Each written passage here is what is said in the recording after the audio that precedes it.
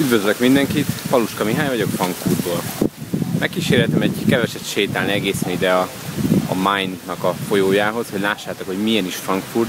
Talán ebből a sétányból fog leginkább látszani, hogy milyen is Frankfurt, milyen szépségei vannak és milyen egyediségei.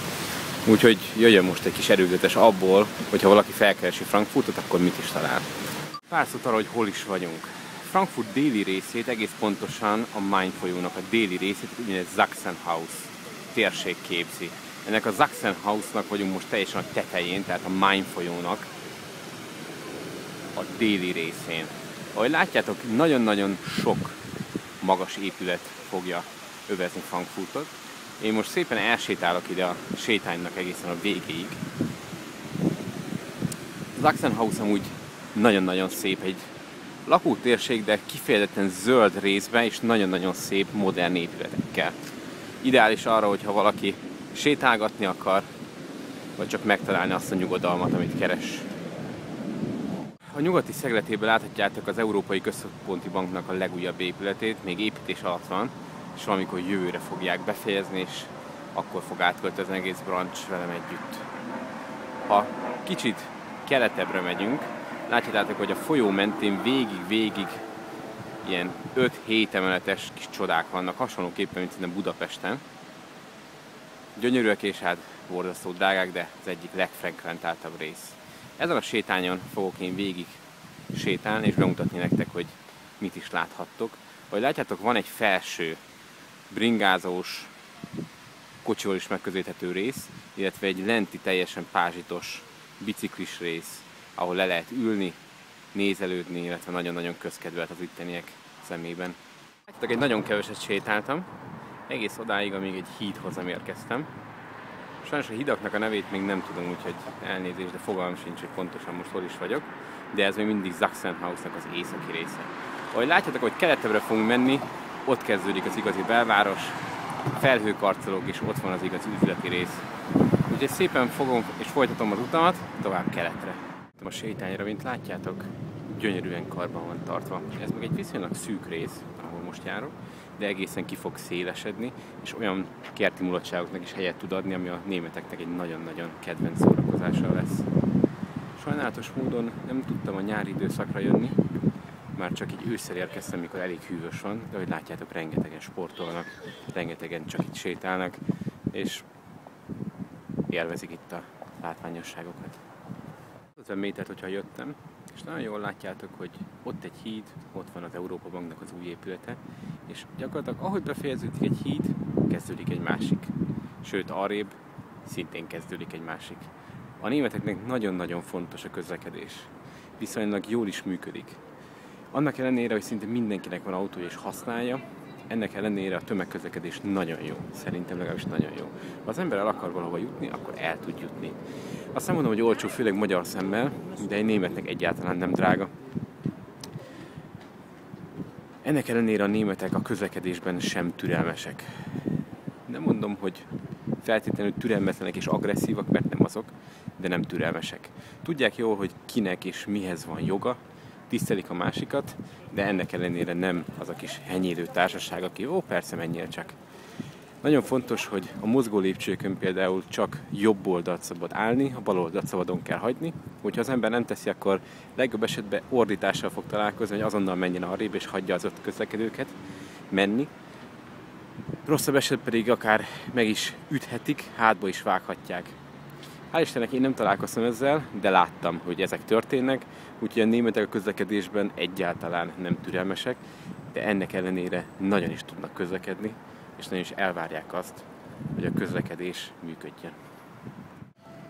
Most sétáltam egy keveset, és megérkeztem igazából a központjának ennek a sétának. Mint látjátok, a másik oldalon gyakorlatilag tényleg a központ található, úgynevezett Innenstadt. De még a sétány folytatódik lefelé, és egy kicsit innen, mint a kiszélesedne, és rengeteg embert vonzana.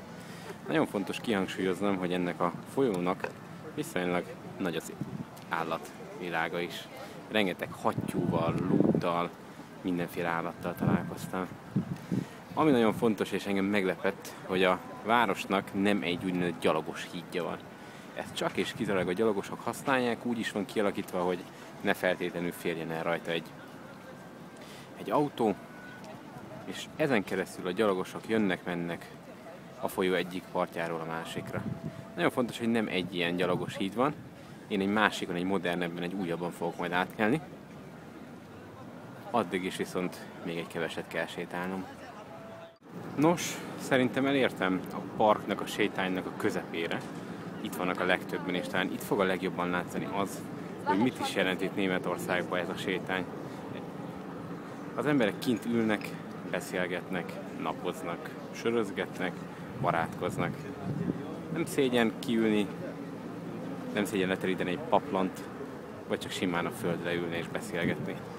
Az ég egyet a világon nem csinál itt senki más semmit, csak ül, néz, és élvezi ezt a látványt.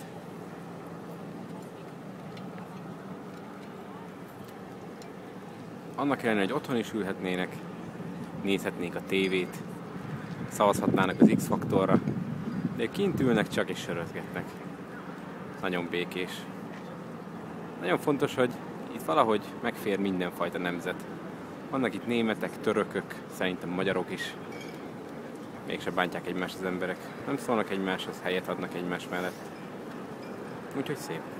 Nos, jó néhány kilométer után elértem ezt a gyalogos hidat. Ez egy viszonylag újabb építmény, és ahogy mondtam, csak és kizárólag gyalogosok használják. Úgyhogy ezen fogok átkelni az északi részre, ahol szintén egy parkosabb rész fog engem fogadni, és fogok visszasétálni egészen a belvárosba, ami most itt az Innenstadtot fogja jelenteni.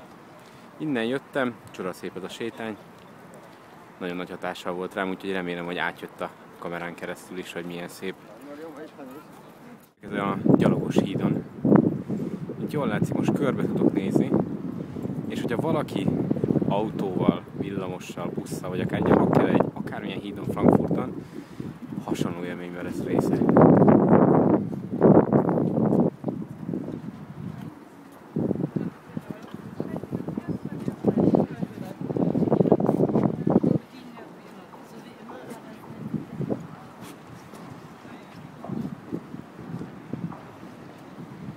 Szerintem gyönyörű. Ez a gyalogos híd is amúgy egy nagyon nagy találmány. Nem tudom, hogy egy nap, egy órába mennyien kelletnek át rajta, de nagyon hasznos. Annak ellenére, hogy nem túl széles, az emberek nem lögdösik egymást. Szépen elfér mindenki, fényképezgethet. Úgyhogy egy jó kis találmány ez. Mint látjátok, átjöttem ide az északi partra. Meg akartam mutatni, hogy itt is nagyon csodás sétányok vannak, habár nem olyan hosszú, de annál elegánsabb. De az Innenstadti rész igazán elegáns. Meg fogjátok látni később, hogy milyen épületek lesznek. És számomra megrendítő, hogy lehet ilyen szépen rendbe tartani a dolgokat. A fű gyönyörű zöld, a fák megmetve, és öröm köztük sétálni. Mint látjátok, sétálnak is rendesen az emberek.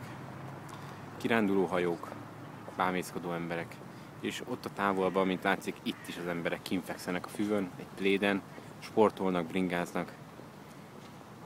Kellemes élmény. Nem sokat felfele gyalogolva eljutottam az egyik legfontosabb központi részhez, a Willy Brandt Platzhoz. Mindjárt meglátjátok, hogy miért is fontos ez.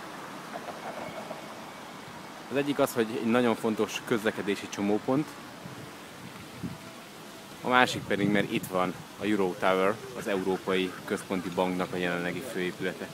Természetesen nem csak az Európai Központi Banknak van itt az épülete, mint látjátok, meg annyi más felhőkarcoló magasodik. Ez mind-mind valamilyen pénzügyi szervezetnek a központja.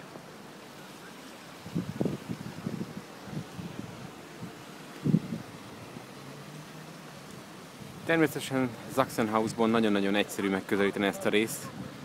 Mindössze csak 2 metró megálló, ami 4-5 perc, de direkt nem akartam így jönni.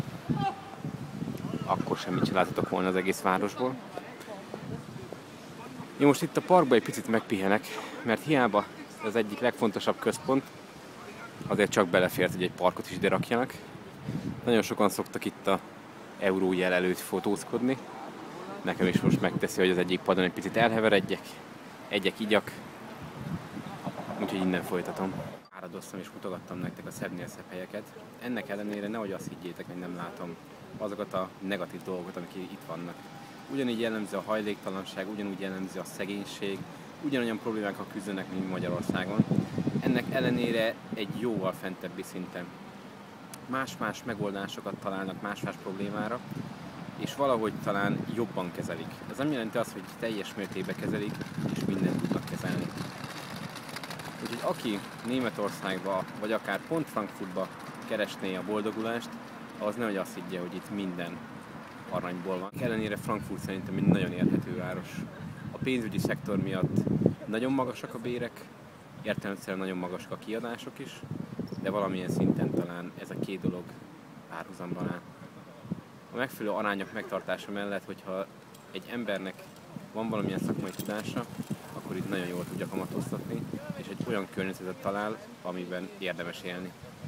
Én legalábbis az első pár nap alatt ezt vontam le. Na most akkor menjünk is tovább, hogy egy picit bentebbi részbe is belátást nyerhessünk. Lássátok, hogy milyen üzletek, milyen sétáló utcák vannak itt Frankfurtban. Látjátok, hogy kicsit éjszakabbra jöttem az Innenstadti részen. Ott vannak a felhőkarcolók. Viszont egy olyan részhez érkeztem, ami egy igazi sétáló tér, sétáló utca jellegű rész. Özönlenek az emberek, mint ahogy látjátok. Egy nagyon-nagyon szépen kialakított, hatalmas térrel kezdünk, majd mindenfelé kisebb és nagyobb utcákon keresztül, balra és jobbra csak üzleteket látunk. Kisebbeket, nagyobbakat, híresebbeket, számra nem annyira híresebbeket, de hihetetlen nagyságot ölel át ez a sétáló rész. Nagyon fontos, hogy a sétáló részben, ahogy látjátok, tényleg csak sétálnak az emberek. Pedig a belvárosról beszélünk, az egyik legfontosabb részről. Mégis megtették azt, hogy lezárták, és azt mondták, hogy itt az emberek már pedig sétáljanak, jöjjenek, menjenek. Egy-két részen van, hogy a villamos közlekedik, de mint látjátok, az autók azok nem. Egy nagyon kis szép parkon keresztül tudunk eljutni A-ból B pontba, és eközben balra és jobbra hatalmas üzletláncokat, illetve kisebb, nagyobb boltokat láthatunk.